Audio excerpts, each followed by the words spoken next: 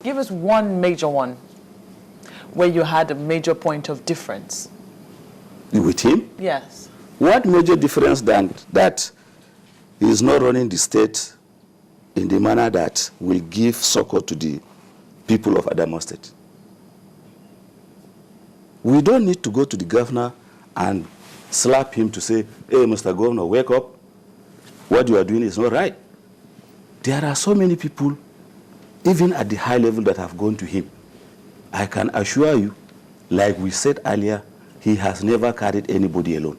If he had carried anybody alone, I mean, we have 25 members of the State House of Assembly. I think now is the time for us to see if we can get some meaning out of that word. It's one word or a phrase that has also carry anybody along. Yeah, carry along. Because when we say he doesn't carry anyone along, how do we mean? What do we mean? It means he's not doing what the people of Adamawa wanted him to do. And so he wasn't carrying the people of Adamawa State alone. Otherwise, the people of Adamawa or those who wanted him to carry him along? No, the people of Adamawa. Except if you are saying that those who want him to carry them along are not people of Adamawa State. This time around, is the representative of Adamawa people that actually impeached him. But those allegations now that were leveled against him, what becomes of them? Because are you saying that the panel investigated all of those allegations in 3-4 days and found him guilty? They were so very clear, my brother. The allegations were of such monumental proportions that even a blind man will see it. And so you needing a prophet or a specialist, or a forensic specialist, to actually know that, yeah, this one is a bygone issue. Nyako is history. So what becomes of developments, the allegations, and Adamawa State, now that he's been impeached? Well, we have to take it from here, and this is our source of worry. As a group, we came here, all that we've been shouting is there is no development in Adamawa State. Now, the following day, after we left here, we saw Sajo saying that you don't measure the imperatives of a governor by the number of projects he commissioned. And I was surprised. Why would a governor, for instance, roll out drums to commission the beginning of a project and will not roll out drums to commission the end of that project? So it means, in the first place, the projects were not there, just like we said. So you see, now I am worried. They were not there, or they are ongoing. They were not there. We wouldn't come here and begin to lie. We even asked you people to just take a trip to Adamawa State. We were willing to even bankroll your trip to that place to go and see things for yourself. It isn't there. Development was not there. It's not there.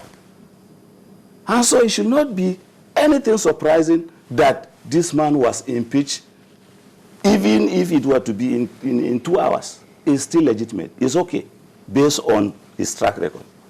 Yeah, but when did he even initially come into office that they tried to impeach him in 2008? Shortly when he came into office. And then they immediately tried to impeach him? Don't forget, Nyako was in office from 2006. And then 2 years after? Oh, yes. But you know what I mean? I'm seeing comments here saying, look, all of this went on after 2008 because he remained in the same party. But when he moved out, because they say, look, he carried out all these things. And maybe, who knows, maybe after 2008, he carried a few people along, in quotes. But when he left the party, he was no longer carrying anybody along. I disagree totally. Because if he had carried anybody alone, I mean, civil servants will not be crying. The people of Adamawa State, the laymen, will not be crying. Anybody that you can think of, except his family, will not be crying. So he never carried the people of Adamawa State alone. But his governors. How do we say for sure that, look, this is about development and Adamawa? It doesn't matter what political party you belong. Is that what you're telling Nigerians and Adamawa people who are watching? Oh, yes. All we are saying is we need a development-oriented government. We need a listening government. We do not need a family and friends sole proprietor governance, such as the one we have in Adamawa State. Whoever is coming to Adamawa State, we hope that he will be a listening governor. He will take the people alone. He will take development as his priority. He will understand that Adamawa State is a multi-sectoral, multi-tribal state, and he will, consider everybody as But belonging to did you listen Adamawa to State. the comments of the deputy governor? Because before his resignation, he spoke to us on camera, and he was talking about the kind of allegations that you're bringing, and he didn't even do any of such in this tenure. And so why are you bringing up, they just want to stoke up or dig up something in the past and level it against them? And by the way, he's still in He might have his own member. opinion, but why didn't he defend it himself? He was given the chance to go and defend himself. He refused to show up. Well, you say that it would seem that their minds were already made up, because you say that the members of the House of Assembly were the ones who testified against... They were called to testify. Yes. Under normal circumstances, the onus of proof is not on him is on him that denies. It's not on him that denies, but on him that affirms. Now, it's the members of the House of Assembly that brought forward this allegation. So the onus was on them to prove it. And I assume that the governor and his deputy would be denied or had denied it. And they were given the opportunity to come and prove themselves. Well, the reason They refused to come. The reason I bring that question up again is I asked you how they went through all that voluminous material, and you say that they were the ones who were alleging in the very first instance that they were the ones who came with the proof. So it would seem that it was a done deal. I didn't say the to proof. I said they were the one that docked up the allegations. Yeah. And so they must have a foreknowledge of what they actually wanted. They gave it to the panel. It was for the governor and his deputy to come and defend it. Which means that either way they were damned. No. If they had come, if they had cleared themselves, who knows? They will still be sitting by now. But how Why You did know- they you know- refuse to come? Why did they run away? You know, what I see there, we're trying to say if due process was followed, they were served, they were given an opportunity to clear themselves. Yes. But away from all of that, we're trying to see beyond that, the speed with which this was done. Some will say hurriedly done. First, for 7 years, this has been on and nothing happened. That's the state of the former vice president of the country, Prt2, Yes. and also the former chairman of the PDP, Yes. Prt2. Yes. So some would say the PDP, the ruling PDP has always believed that Adamawa is a PDP state. Yes. But looking at the law, the constitution, a deputy governor does not tender his resignation to the assembly. Resignations are tendered by the law to the governor.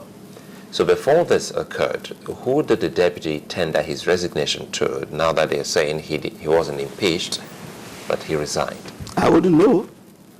I wouldn't know. So if they impeached the governor, and we claim, or the news we're getting from Adamawa is that the deputy resigned, it means due process wasn't followed in that regard. He didn't tender his resignation to the assembly, did he?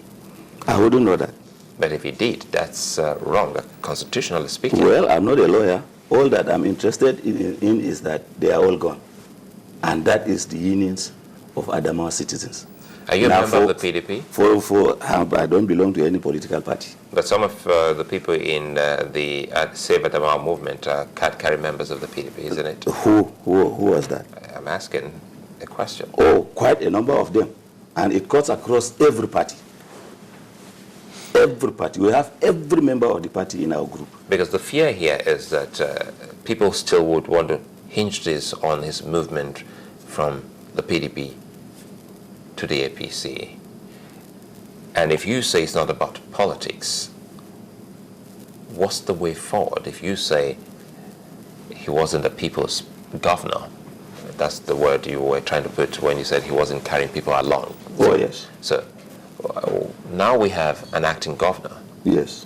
What is expected in that state? From his first speech, he said he was going to clear the backlog of salaries. Nyako owed civil servants since 2011. Can you imagine that? We're in 2014. You said that's why people are That's- confused that's that this quite- is happening now. that's quite a timely- From that is almost 3 years. That is it. 3 years. Now you can agree with me that he was not carrying everybody alone. And also, you can also agree with me that while he was still in PDP, it was okay for him to No, people that there were much. litany of protest, and we came here and docked up the issue. Somebody came here and said it was not true. But Now you can see it's open. Despite all of this, was it not in March that the Adamawa State House of Assembly passed a vote of confidence on the same governor while all this went on?